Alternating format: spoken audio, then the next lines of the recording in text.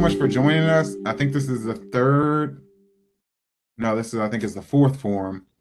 Um, and I'm excited because a lot of you guys are interested in going to graduate school and or are curious about what it takes to go into grad school. And always throughout the years, especially with recruiting, the first thing that students want to know from me always has been, Dr. Meredith, are there scholarship dollars? How am I going to pay to actually go to school? So my mindset and why I created this forum last year and enhanced it this year, especially with faculty members, is for any student at any level, freshman on through your senior year, to get exposure to what a graduate school program is going to expect out of you to be a competitive candidate when it comes to actually applying and being accepted, and as well as hopefully the opportunity to be awarded funding for your graduate experience.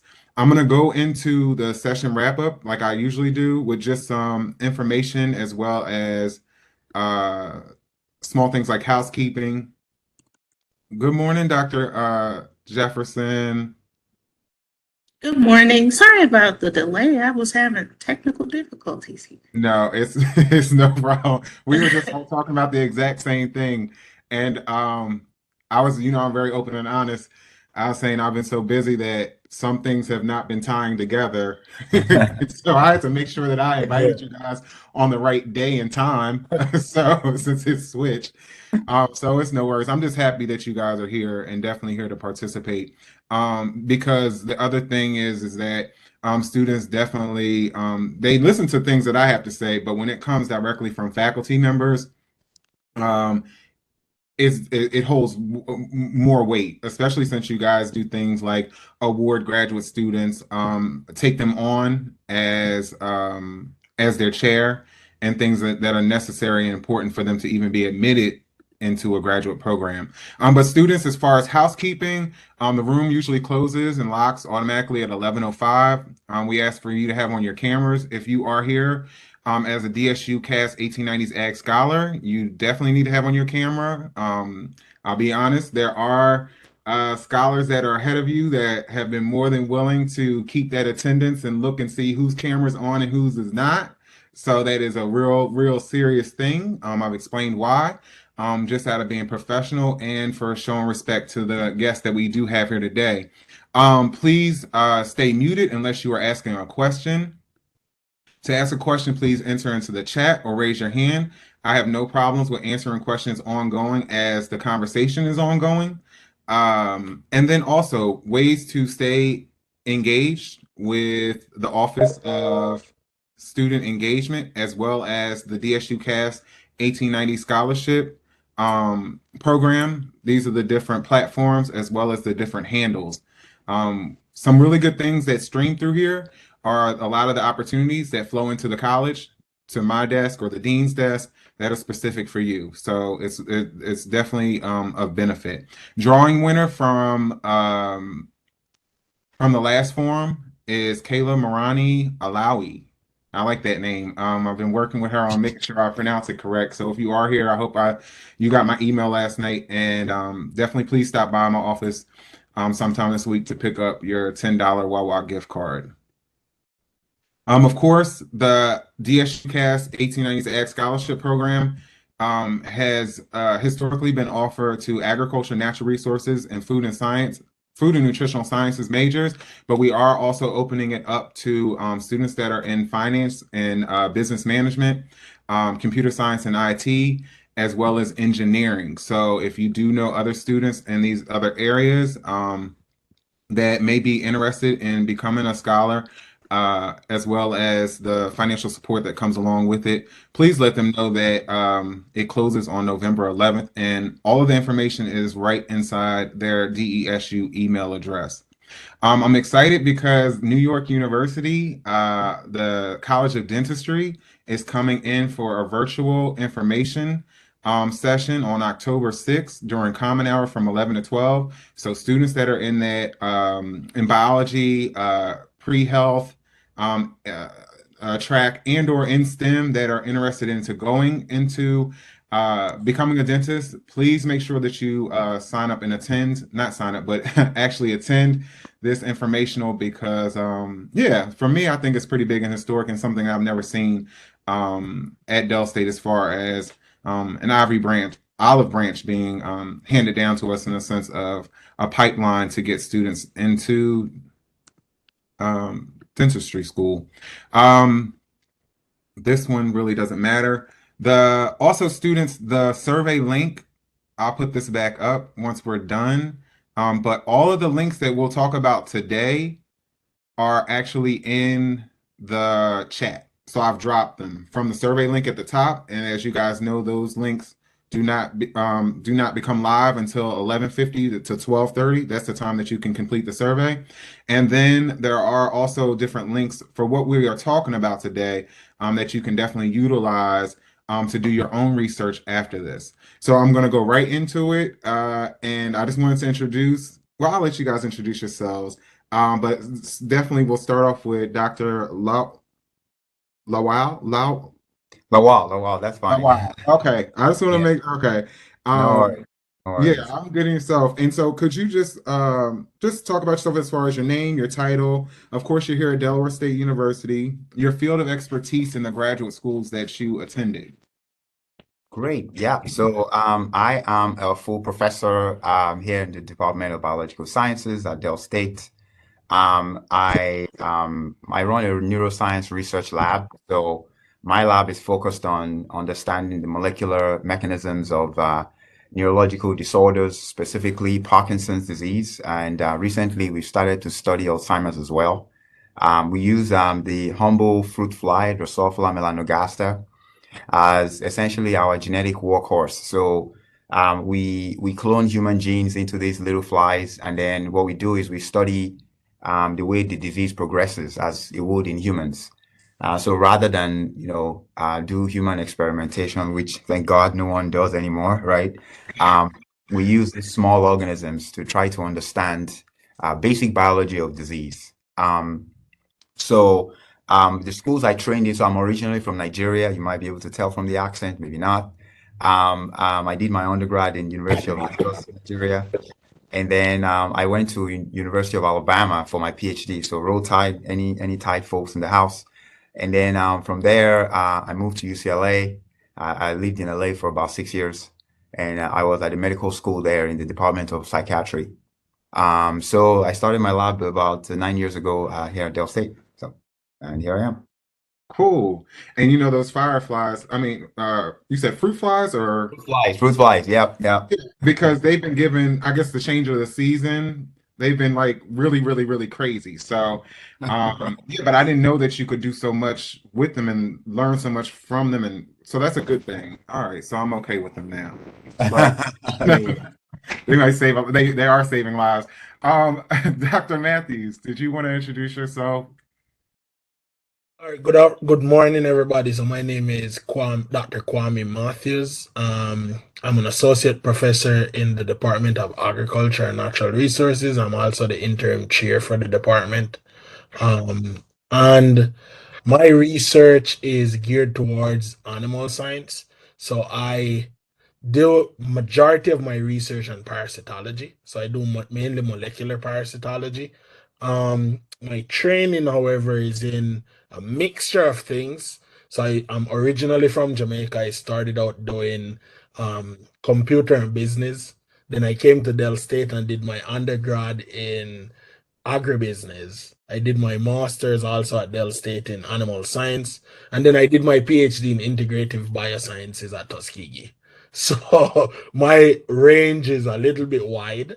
Um, and I work my area. I started at DSU in 2016, and ever since then I worked to create a lab that doesn't only do molecular research. I actually do both basic and applied research. So I do applied research at the university farm. I'm also the supervisor for the farm, for the university animal farm. So we have cattle, sheep, goats, and chicken, and I do a little bit of research with all of those and teach most of the classes related to animal science. Wow. That good? It's good. Students, the reason why I'm really owning in on the research component and the expertise of the guests is because you're in the STEM field, and so usually when you're going to go on to get your graduate or advanced degrees, there's a component of the program that is specific to research that you have to satisfy to actually graduate. And so, one thing that I always tell students that are either coming to Del State, were interested in our graduate programs and or were leaving, is that you have to make sure that who you are going or what school that you're going to seek out, that you do your research in the sense of knowing what faculty member does what type of research and is that your actual interest, because it's not going to change. Their interest is always going to be their interest, so you have to come on board. So that's why I'm big on the presenters talking about their research experience. Dr. Kimberly Milligan, chemistry. Hi, everyone. Thank you for inviting me, Dr. Meredith. So my name is Dr. Kimberly Milligan. I am the co-chair of student success here in the Department of Chemistry, which means that I hear a lot of your issues and problems. So if you're graduating or if you're kind of trying to find your way, come find me in room 314 in the Science Center.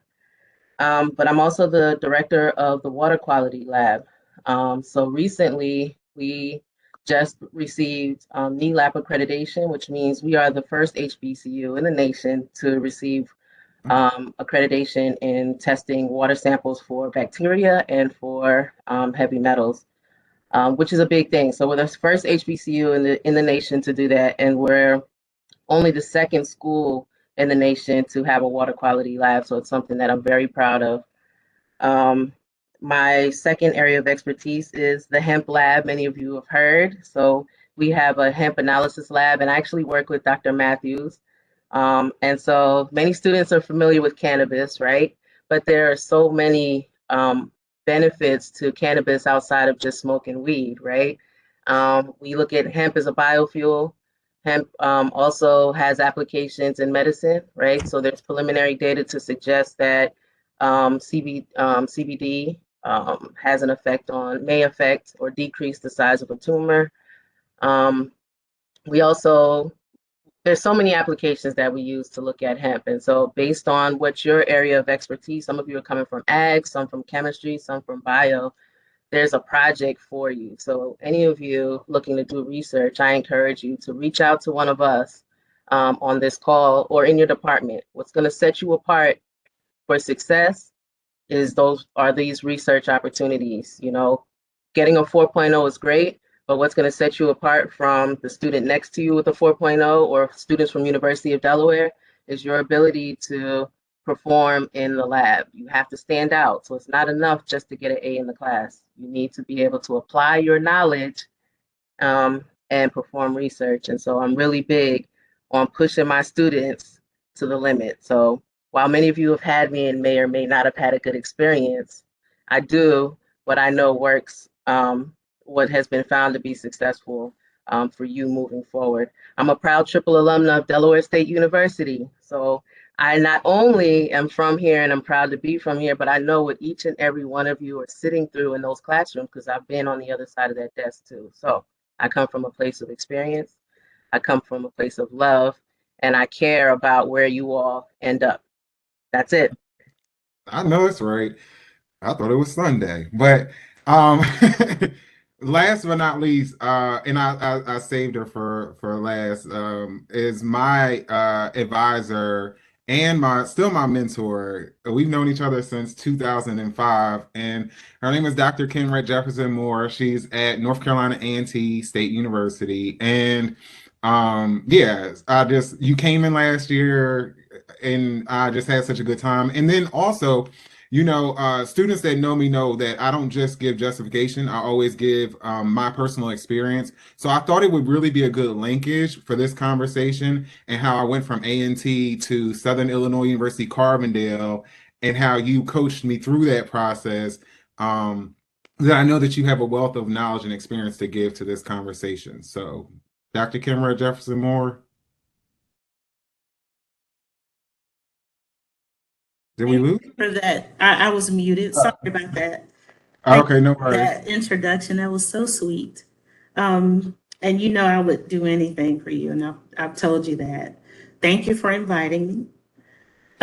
Just to give you a background of my field experience, I started at Southern University and A&M College in Baton Rouge, Louisiana. And the interesting part, and I'm going to try to morph some of the things that you want us to talk about into my intro. But at Southern, I was asked to participate in a research program at Alabama A&M. So then I ended up going to Alabama A&M for my master's degree. And at Alabama A&M, my major professor was a graduate of the University of Illinois. So then I ended up at the University of Illinois for my PhD, but I didn't stay there. I ended up transferring to Auburn University, which I heard that roll tide, and I'm so sorry. But I, it's War I was, Eagle, okay? I was gonna say we have an issue because there's somebody from Auburn, but I didn't start it, so all right. But I also have a lot in common with Dr. Matthews because he chose agribusiness, and I also chose agribusiness as an undergrad uh, uh, area of interest. And then he said that he did some graduate work at Tuskegee, I think I heard him say. And so we were in the same area, so that's great. We were neighbors.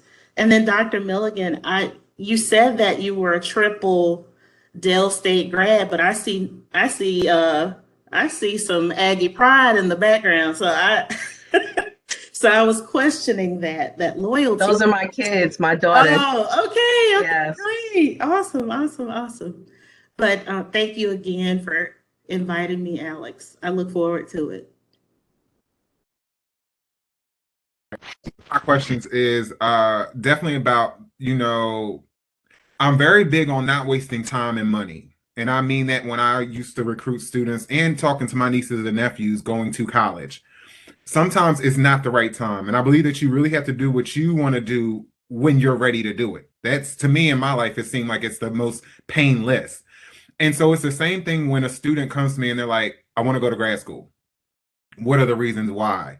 Are you doing it because somebody's saying that you need to do it? Are you doing it because you have an opportunity right now for scholarship and funding that you can't turn away?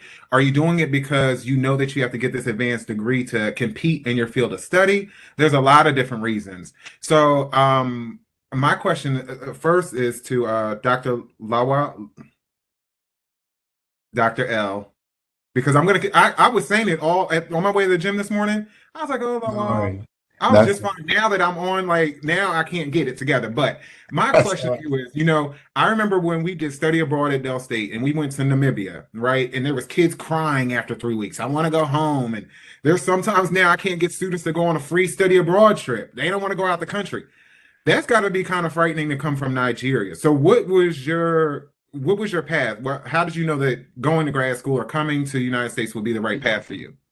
Right. No, great question. I mean, it's like what you had said earlier, which is it's all about the right time, you know. There would have been a time in my own life when I would have been one of those Namibia kids, right? No, I don't want to go, right? So I think I had come to the place where it was the time to do that. And in fact, it's very interesting because my parents didn't believe me until literally the airport. They thought, oh, he's just joking, and then that was it. That was gone. So it's about the time. You hit it right. You hit the nail on the head, metaphorically, of course. When you said that, it was the time. It was the right time, and I knew it was the right time because I was very interested in doing molecular biology research. So my undergrad at University of Lagos was in microbiology. And this was the early days of the Human Genome Project. So it was very exciting. I mean, the human genome had just been sequenced for the first time in the history of the world, pick your favorite superlative. And, everything just seemed possible. And I was probably one of those your students who thought that, well, the competitive edge is here. And I mean, my university in Nigeria was terrific, but we just didn't have the technology to do that at the time. So I had to go abroad, right? Mhm. But ultimately, I think the answer is what you had said. The time was right, and that was the decision. Dr. Matthews, I remember when I started working here, you were undergrad. I saw the hard work that you did underneath Dr. Delia Jackson O'Brien. And so that I had that same question for you. Is it because you felt like you were well prepared? Is it because, you really fell in love with what you were studying? How did you know it was the right timing for you, Dr. So I think I fell in love with, no, not think. I fell in love with what I was doing. So it wasn't that I started out going there. So I tell people this all the time. My idea was never to go to grad school because I was not thinking about ever being a scientist, to be honest. What I wanted to be was an entrepreneur and a business lawyer. That was where my head was. But I started working on the farm when I just came to DSU, my first job ever, working on the farm in the US. And I actually started loving what I was doing. Research kind of started going good. And I'm like, wow, this is actually neat. I learned so much about parasites that I was like, yeah, I can do this. Mhm. I got a different opportunity to go to University of Texas, but I turned that down and stayed at DSU because I actually loved what I was doing. Okay.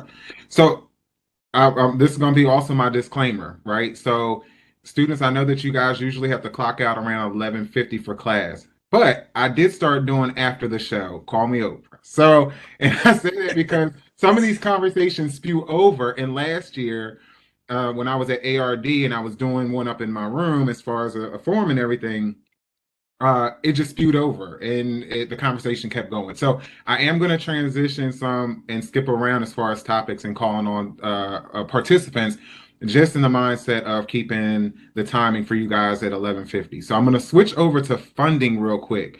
And I say this because I was definitely allotted funding at North Carolina A&T when I left and went to do bridge to doctorate at Carbondale. And so I really, and this Dr. Dr. Kenra Jefferson Moore, she's an economist, right? And so I really want to know how you were able to find funding while you were in school, and then just the way that you think about funding an actual student. Um, Good questions, Alex. So I prepared a presentation. I don't know if we had time for it, but would I be able to share it? Yep, and I was gonna say, can we share it towards the end? Because I definitely want to have that on this. Oh, sure, sure. Yeah.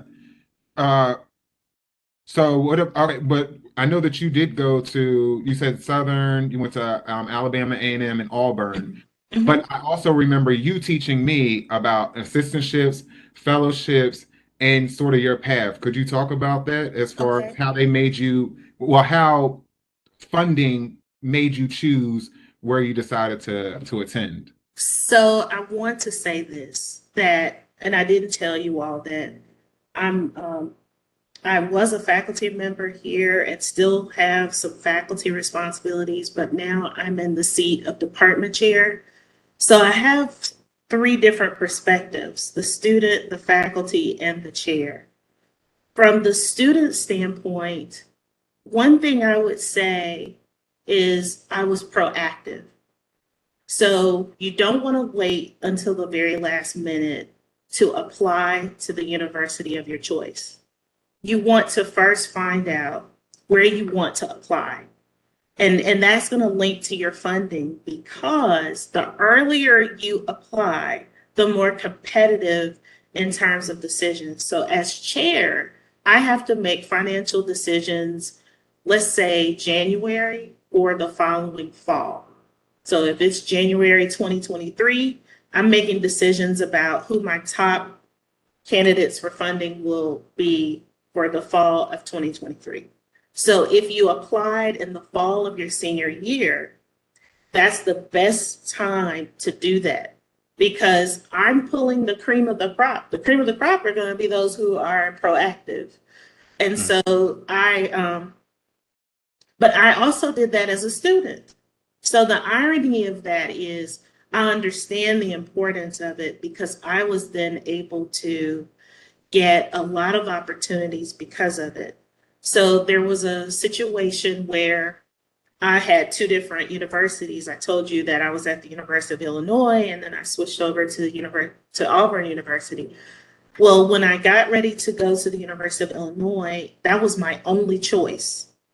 I'm not saying that that should be your case because I learned from that experience. And the second time around, I was very happy because I used a different strategy. But the first time out, I applied to my one and only choice, and they offered me a fellowship.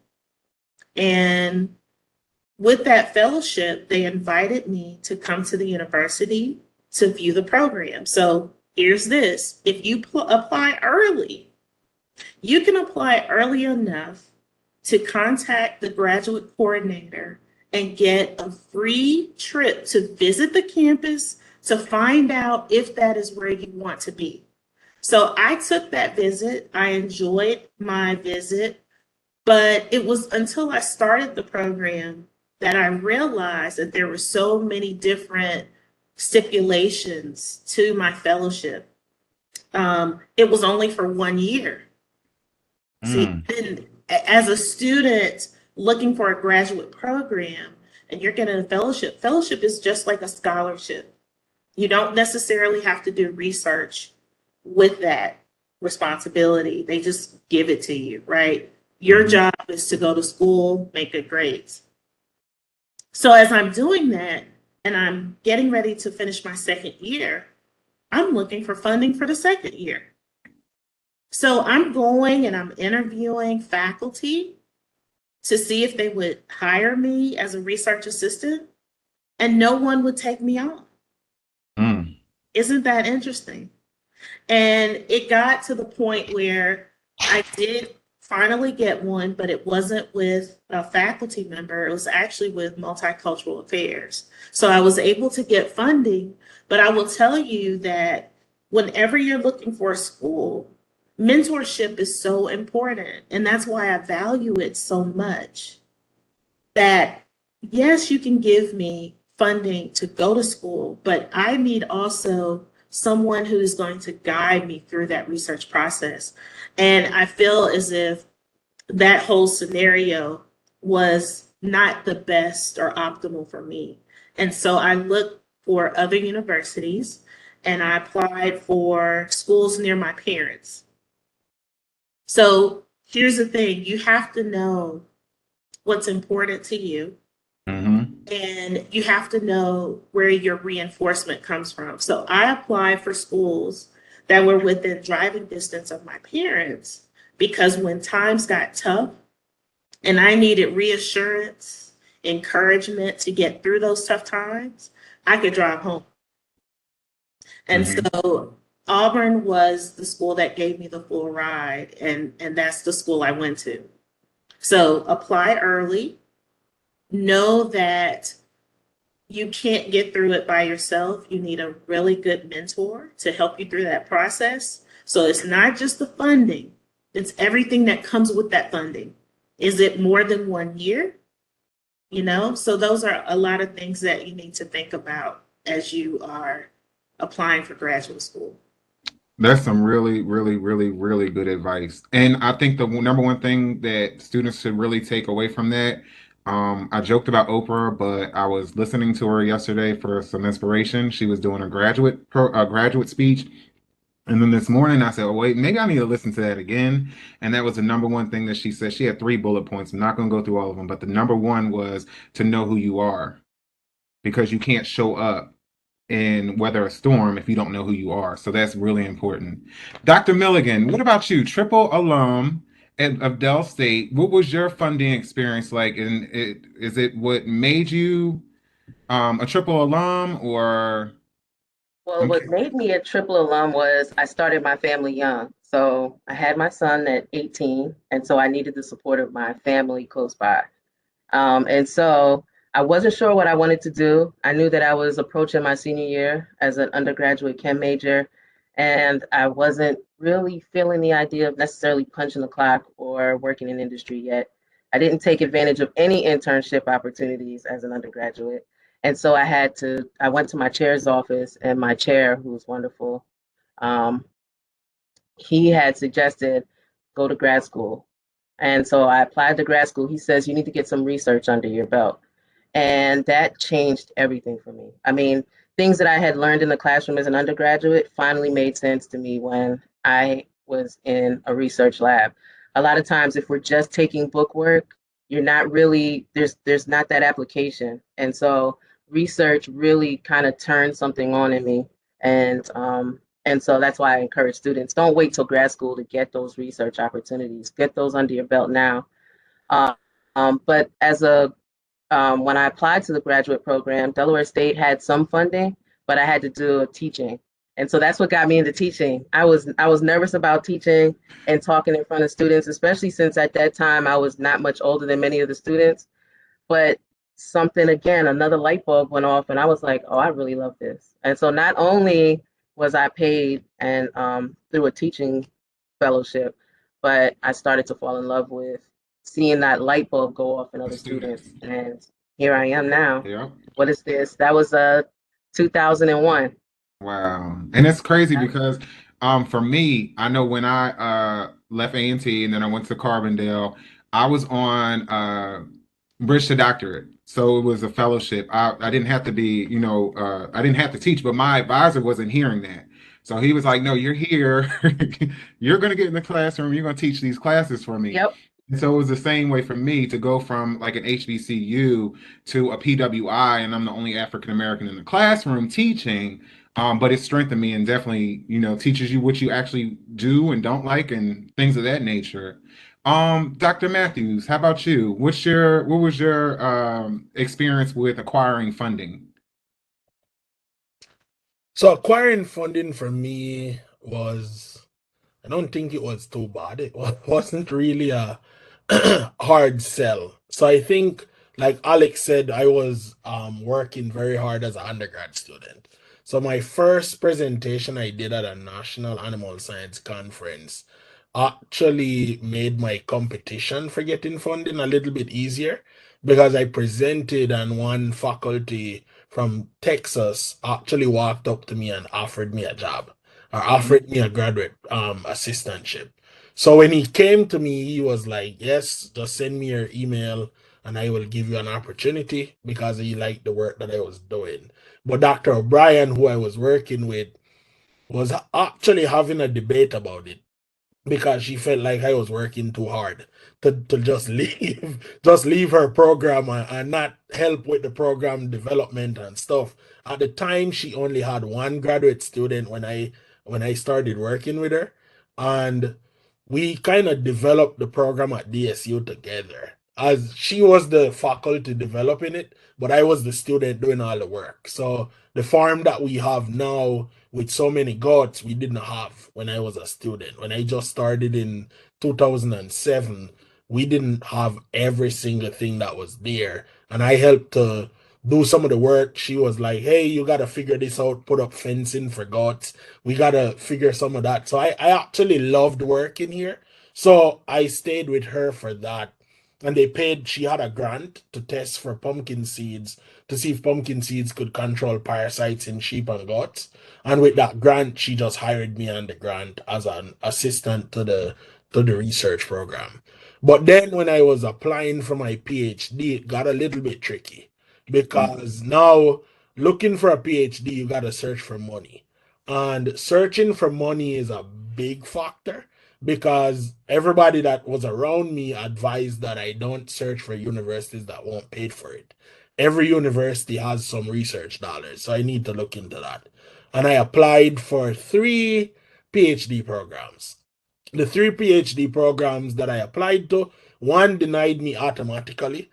They were like, we're not funding your international. And being an international student, you either got to pay for that out of Jamaican money, which I can give you an example.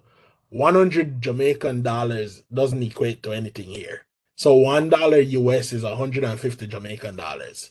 So my parents would have to figure out helping me from Jamaica, which would have cost me a couple $1 million to go to school. in that sense, I knew I had it on my own. I was working on it. And every school that you apply to, some schools like DSU, if you don't have funding, they're not taking you. So some of the faculty members are automatically gonna decline you, even if they think you're a good worker or everything. If they don't have the funding, they automatically say no. And in that sense, one of the schools that I applied to, they accepted me and everything. And then when they saw the document that said I needed funding, they said no. So Mm. Tuskegee actually accepted me as well, and they had funding. So they had funding for international students and for local students. So that worked out in my favor. So Tuskegee was one school that I wanted to go to, but at the same time, I was on the fence because Tuskegee did a lot of molecular biology, and I was not a molecular biology person. In the beginning, in my head, I'm like, I'm not doing this. I can't function in, and actually now I love the idea that I challenged myself with that Mhm. because getting into a program that fully funded all my research, and it was an assistantship, so I had to work every single day. And my advisor, like Dr. Moore said, some advisors are a little bit difficult, some advisors are nice, some advisors are very good. So my advisor told me to look at this as a marriage. We're married for 4 years. So Mm. for 4 years, you don't have a choice in the matter in that lab unless you're leaving that lab. So I worked on weekends, I worked during the day, but I finished. I actually like working, so I used to overwork. One part of my thing is a workaholic. So I have it written on my desk actually because I'm always doing and I'm always doing something. So that helped me to go on to finish the PhD with it being funded. So securing the funds, that was me putting in a lot of effort. But for funding a student, I'll just touch that now, Alex. Is that okay? No, you're fine. So Yeah, I funding a don't. student is a little bit different. So funding a student, from my perspective, I can't look for me in a student because I'm a single person. But what I look for is that a student that is gonna give some drive. So if you have some self drive to you, I know that you're doing good in school. Like Dr. Milligan said, a 4.0 and no research experience doesn't really get you into grad school. A 4.0 only tell us that you're good at doing schoolwork. So Yeah. if you plan to go to grad school, having a 4.0 and no research experience, no attempt to even try to do research, we normally don't pay attention to that. If you have a if you're competing, so if I have 5 people applying, I'm gonna look at all the stops. So I'm not saying you don't need a 4.0 or you don't want to have a 4.0, but not having any experience at all or not even trying to get some experience doesn't help you at all. And that's what I think helped me is more of I was always working. So since I got to DSU, I started DSU in 2007 and I started working in 2007. And I've always been on the farm working or helping my advisor to do something with extension. So that played out for me. And I can tell you from some of my other students that left, they're actually working and got into PhD programs. And that was because they started out doing some experience while they were here. Most definitely. And at this day and time, and Dr. L, I'm about to get right to you, but I just want to say at this day and time, from what I remember, there are so many opportunities that it's ridiculous. Me and Dr. Kimra Jefferson Moore talk about this all the time. And I understand that it can be overwhelming, but to just look at all of these opportunities and then just say, I'm not going to do any is kind of ludicrous because these are the opportunities that set you up for success and also the opportunities that get you in the mindset of what you do versus what you don't want to do moving forward. So, Dr. L, can you talk just a little bit about your funding experience and then flip it to how you actually seek out, award or, take Right. on Right. an advisee or a graduate student? Right. No, absolutely. So, I mean, I would, Dr. Matthews and all the panelists have just, been 100% spot on. I would advise the students that if you're looking at a program and they are not offering you funding, yeah, that's a bit of a red flag, I would say. I'm not saying don't go there, but it is a bit of a red flag. So because you want to be able to devote your time to do the research. If you have to take a second job or a third job, it'll be very distracting for you. This is a very tedious work. I think Dr. Matthew kind of put a fine point on that. So for me, Alabama offered me a full ride, and I was super excited. Nigerian boy getting all this money, which is not a lot of money, but still, the idea that people are giving you money, it's so awesome, right? I'm getting paid to go to school. That was so I couldn't get over that, right? So I got dollars as well. But it's a big deal. So you have to have compelling reasons to go to a school that doesn't offer you money. Okay. Mhm. Because just the tedium of it, doing all this work, like Dr. Matthews said, and having to pay your way through or ask your parents, it's a lot. And so for me, one of the things I consider, because I get interest in my lab all the time too, is exactly what Dr. Matthews had said earlier, which is where's the drive, and I look at what have you done before, what was your contribution.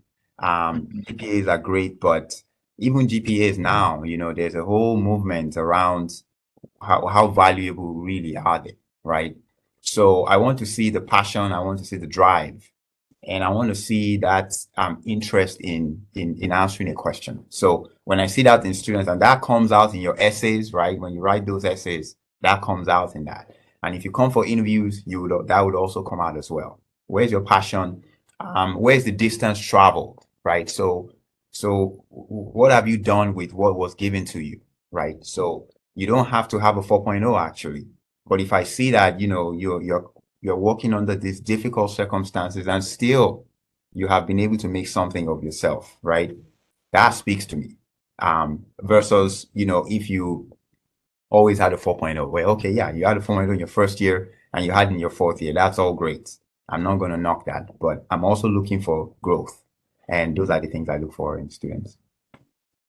And so, one thing that I did want to make clear, I was just making notes so I didn't forget to tell you guys, because I'm not actually, I do need to do more of a holistic approach when it comes to applying to graduate school. So, of course, you need to make sure that you are prepping yourself for the GRE, which is the graduate record exam, which is sort of like the SAT, but SAT going from undergrad to graduate, right? And so that's extremely important. It's also offered in our our testing facility or testing center.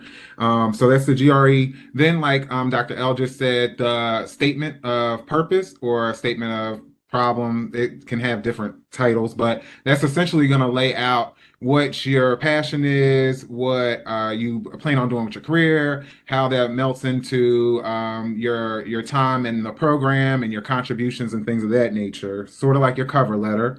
And then, of course, you have your GPA, and then things that are extracurricular. Hopefully, these things that we're talking about as far as taking on research experiences, as well as other things like going to Manners Conference and presenting your research, which is huge. Dr. Matthews just talked about somebody who walked up and offered him a job just from getting up and participating. So these things are really important. My next question is do you guys have any types, and anybody can chime in, this is a free for all.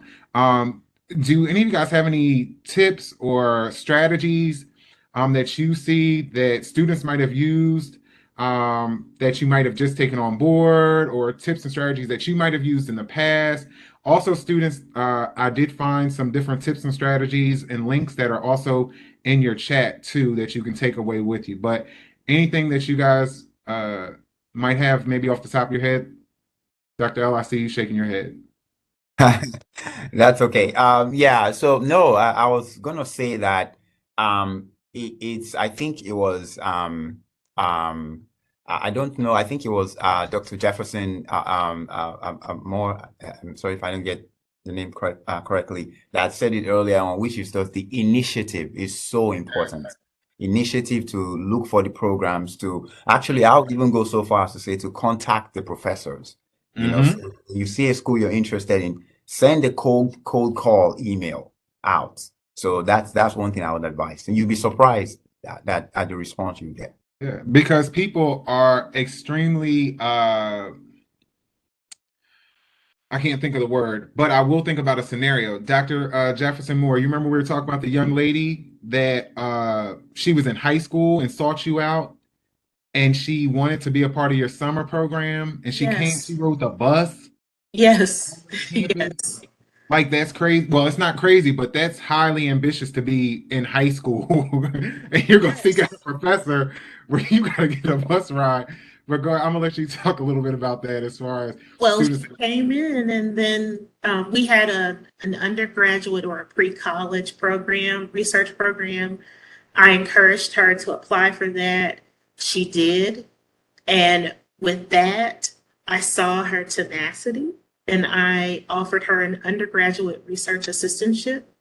And she held that for 4 years. And then she went into a master's program and now she's accepted into a doctoral program. So just having the initiative and look at where she is now. So I encourage you all to look for those opportunities. Most definitely. Some other thing. Dr. I Matthews, you can about to add, say? I can add one too, is that Dr. Lawal spoke about contacting your advisor, potential advisor. That is probably one of the biggest things you can do because at DSU, so in the ag department, we have limited amount of faculty that work with the areas of specialization. That's one of the only reasons why somebody will accept you at DSU in the ag department. You have to contact that faculty member to say you're interested, and then that faculty member can tell you yes or no. So if anything you're doing, and I've said this, I have one student, some of you might have met Jasmine Harris. Jasmine Harris was a student at DSU that now works for USDA. So she works for the USDA ARS in a sheep lab all the way in Utah. And Jasmine was a student that I can talk about. Jasmine didn't start out as a student that wanted to go to grad school. She just want to graduate. Dr. Murray didn't know her. She just wanted to graduate. She just was like, all right, I'm going through the door. But Jasmine came around. She pestered me a little bit about working with me. I say pester. I don't mean it in a bad way. I mean that in a good way because that show me that you have drive. Personally, if I couldn't get to email you back and you walk around here and be like, look, I need to talk to you, I'm okay with that because I might be busy, but you show that you're interested. And that was Jasmine. Jasmine started out not knowing anything about animals to say work in a research facility. And Jasmine got accepted to Penn State for a PhD program right out of undergrad. She's the one that chose not to do the PhD and finish at a master's and then said, I'll work with the ARS. Part of the reason for that was Jasmine pushing. Jasmine kept pushing. Jasmine was teachable. So I used Jasmine because I spoke to Jasmine this morning and she came to mind. She's doing actual sheep research that she's loving to do. And that only happened because she had that drive. And she came and say, you know what, I'm gonna talk to you. And then she emailed several schools when she was thinking about doing a master's or PhD. She emailed several faculty. She emailed people at Purdue. She emailed people in North Carolina. She did several universities that she went and did a good research on to find out what the area she wanted to work in. And that's how she ended up with her actual master's because that faculty member actually saw me a year ago and asked me if I have any more students like Jasmine. Because she Yeah. knew that Jasmine was pushing and Jasmine didn't start out pushing. She just said she wanted to work. Her idea was never to get a degree after undergrad. She just wanted a bachelor's degree and work. And she went all the way. So I'm just saying that to say that's what it takes sometimes. And I think I can speak for on the Dell State side, and I know definitely Dr. Kenrick Jefferson Moore can speak for A&T. But that's why I know I am the way I am with students, and that's why I try to produce them the cream of the crop per se that want to be produced, because of what you just said, Dr. Matthews. Somebody came back to you and asked for more, and so that's a whole shift. You know what I mean? That's a whole change agent, and so that's more than what that's definitely serving a greater purpose. Two other things I wanted to mention were mentors and how important they are. I know from being a student, it is high. It's kind of it's hard, and you can be very vulnerable to asking for help, right? And so always be mindful that if you are doing the way when I take on a mentor, I'm working just as hard as you are. If you're not working hard, then I'm not, because it's not my vision and my dream. I'm here to help you get there. And so it's the same thing about being vulnerable and open enough to asking somebody to mentor you, because at the end of the day, there's people that mentored us to get us where we're at, and so we're always. I know I'm always willing to give back, to do the same. And then also be mindful about your classmates. Uh, that's really who is in the know about other opportunities and things of that nature. I was talking to one of the students, and it's something big that's coming up. Actually, it's the regional cluster for manners, and I said, "Yeah, you definitely need to be there because there's going to be a lot of students there that are going to end up being your boss." And they started laughing. They're like, "What do you mean?" I said, "Well, I'm going to keep it real." I said, "There's 3 or 4 different students that were in my line in 2004 at Dell State that shot up quicker than I did, and that I'm at right now." So I mean, you just got to be realistic about it. When you have such a huge group of individuals in the same concentration, there are going to be people there that are going to end up being your boss or your boss's bosses, and you want to network and get to know them. So my last question for each of you guys, before we'll transition into Dr. Jefferson Moore's presentation, because I know it's got good information, and is just what would your advice be, Dr. Dr. Lowell, because you keep smiling. What would be your advice to any undergraduate right now, that is maybe a little bit timid about graduate school or the funding, or even getting involved with the things that are necessary during the undergraduate experience right now that makes them a competitive candidate for graduate school? Well, it's very simple. It's very normal to feel that way. All of us felt like that, so own it.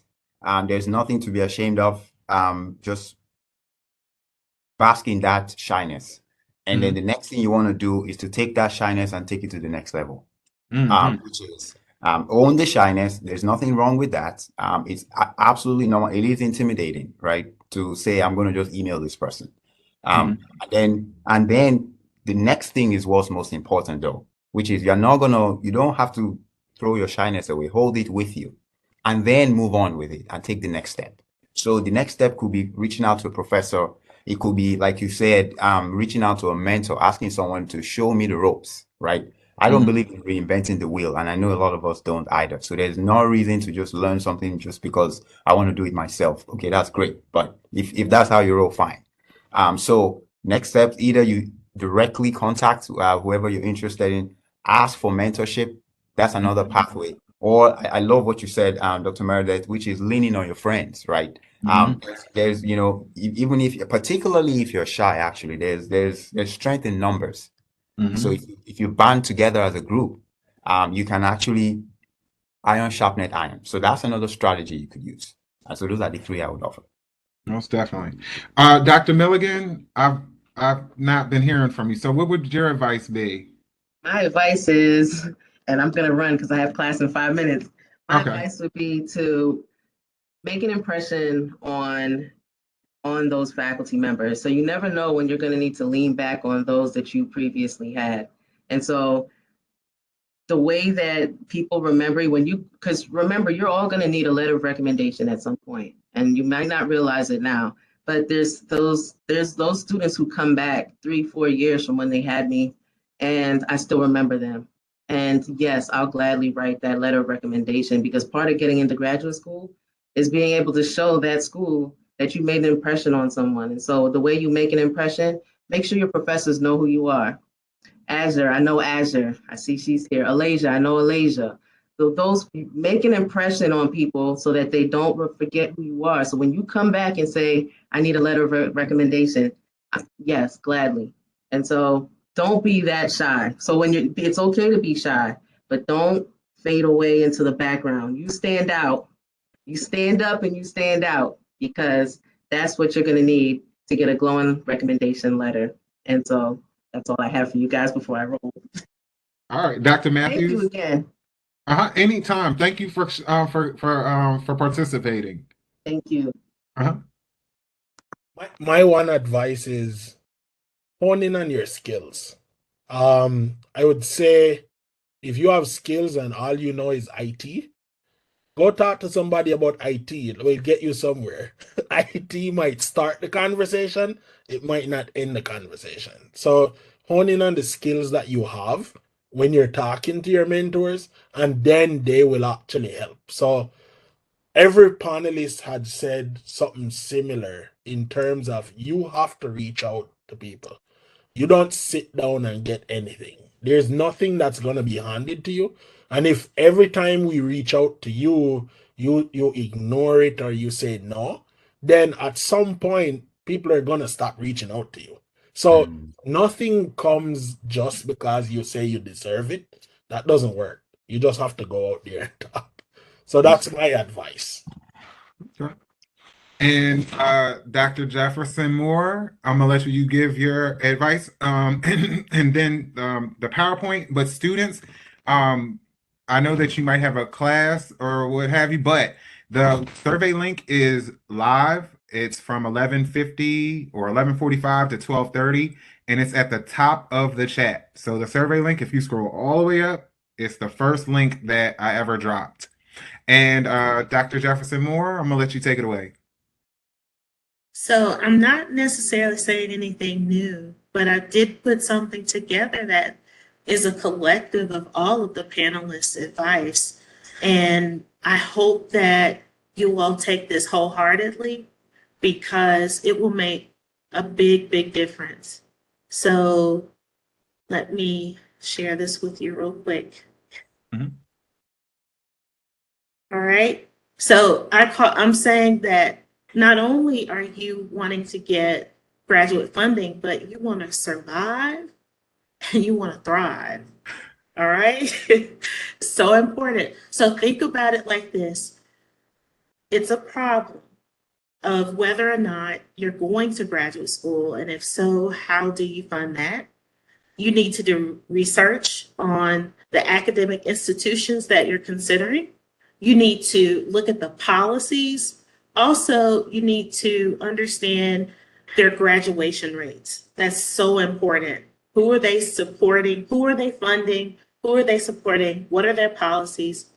And then what are the programs that are available that stick out to you, like Professor Matthews mentioned? What are your skills? What are your strengths?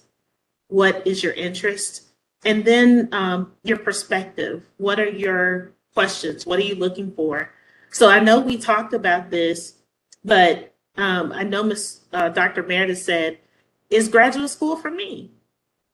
And do I want to go? What subject do I want to pursue? What are my personal and aspirational goals? I know that I didn't choose to go to graduate school because I wanted the title of doctor. I wanted to be a professor. I wanted to teach. I wanted to impart. I wanted to work. I wanted to conduct research. So you need to understand that you should not pursue anything for just a title. You should have the passion behind it. And then where should you go? What school or what institution is going to bring out the best in you?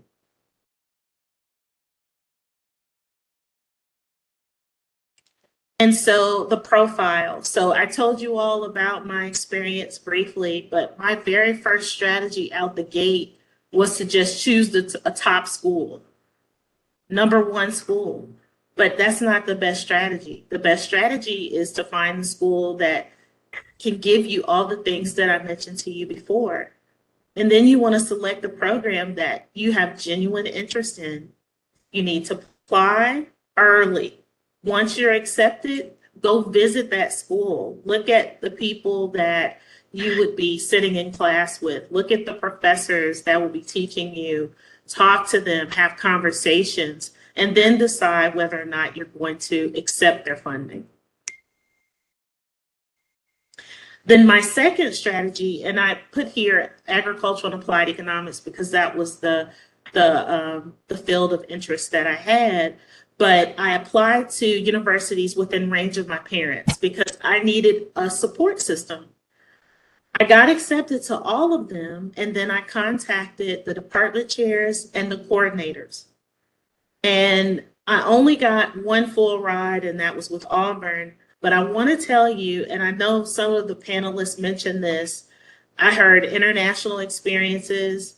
I don't know if I heard internships, but I will tell you, not only do you want to go to school, get the funding for school, but you also want to get funding to support international experiences and also internship opportunities. I did hear one person say that maybe they were presenting and they got an offer. That happened to me. I presented a paper from some work I did in one of my courses, and boom, ended up with an internship that lasted for 2 years. So I told you to think about the policies. Read, read, read. Go to these universities when you're doing your research. Dr. Matthews mentioned, do your research. He had a student who did a lot of research on a lot of different universities. Read all of the policies, look at their graduation rates, look at their multicultural opportunities, look at all of those things. Know what you are supposed to be doing each semester. Be proactive.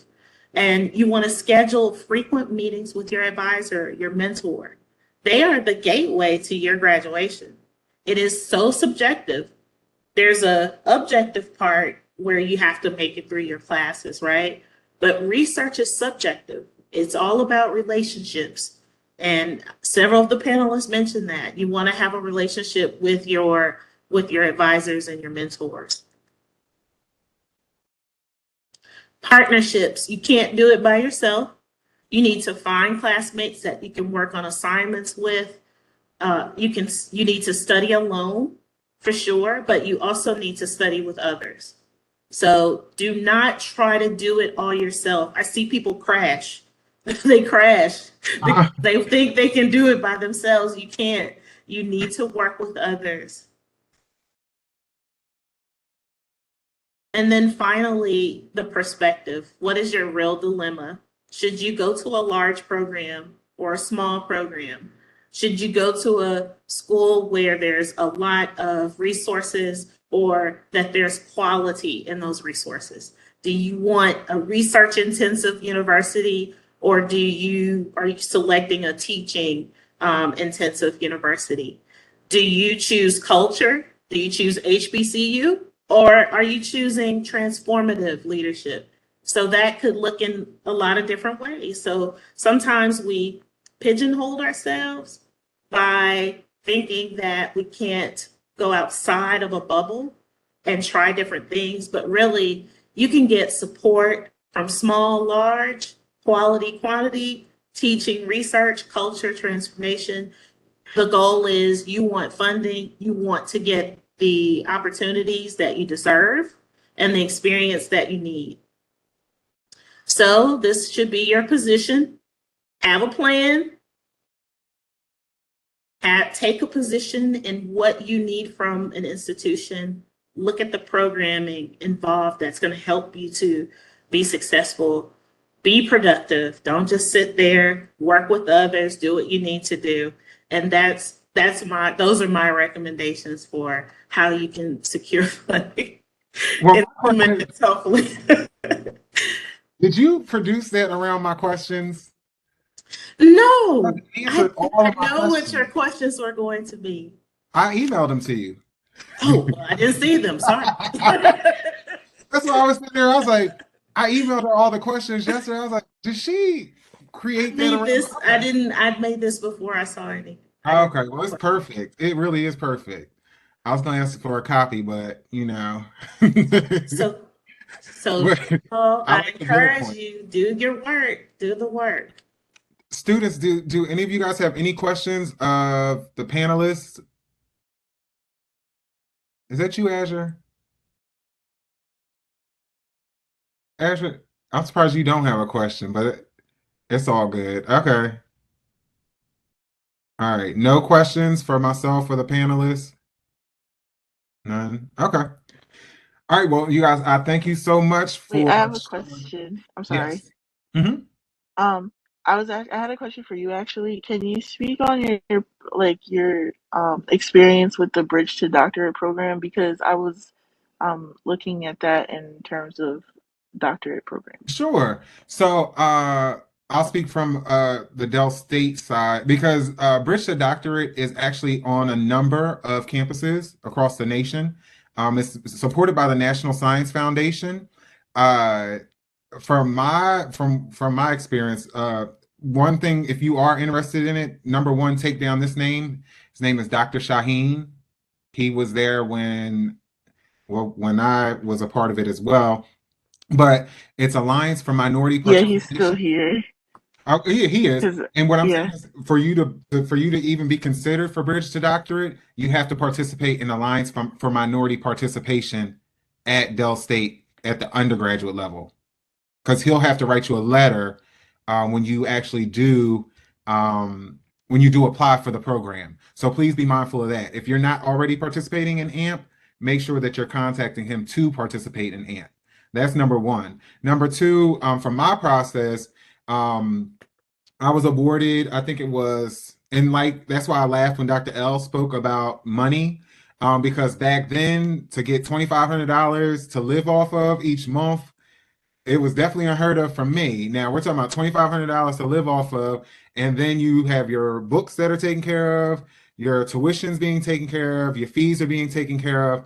But at the end of the day, you start off with your graduate experience, and that's why also I speak highly to what Dr. Kimmer Jefferson Moore just was speaking to.